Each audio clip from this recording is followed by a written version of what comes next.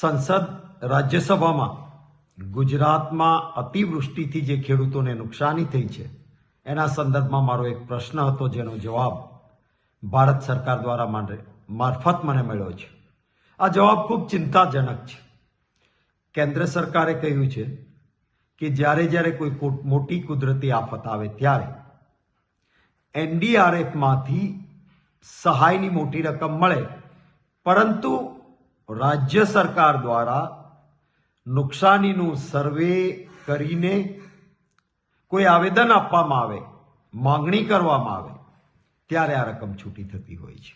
2024 દરમિયાન અતિવૃષ્ટિથી ગુજરાતમાં નુકસાન થયું, પરંતુ ગુજરાતની સરકારે કોઈ પણ પ્રકારનું નુકસાની માટેનું માંગણી કરતું આવેદનપત્ર કેન્દ્રને નથી આપ્યું.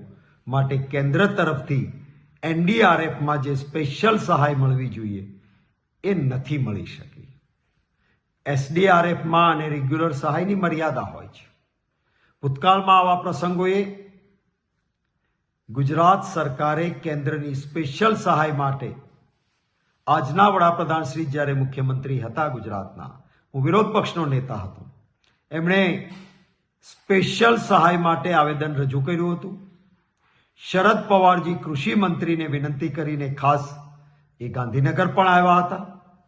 કોંગ્રેસ પક્ષ તરીકે અમે પણ ગુજરાતને વધારે સહાય થાય, કેન્દ્રમાં કોંગ્રેસની સરકાર હતી, માંગણી કરી હતી અને ઉદાર હાથે એનડીઆરએફમાંથી પૈસા મળ્યા હતા જ્યારે આટલું મોટું નુકસાન નહોતું. આ વખતે ગુજરાતમાં ખૂબ મોટા પાયે નુકસાન થયું, કેટલાય ખેડૂતો બરબાદ થયા છે. ત્યારે ગુજરાત સરકારે આવેદન આપીને સર્વે થયેલા એક્ઝેક્ટ આંકડાઓ પ્રમાણે ખેડૂતોને પૂરતું વળતર મળે એવી માંગણી કરવી જોઈતી હતી. પરંતુ આ પ્રશ્નના જવાબમાંથી ફલિત થાય છે કે ગુજરાત સરકારે કોઈ આવેદન જ આપ્યું નથી, માંગણી જ કરી નથી. હું માનું છું કે આ એક ગુનાહિત બેદરકારી છે.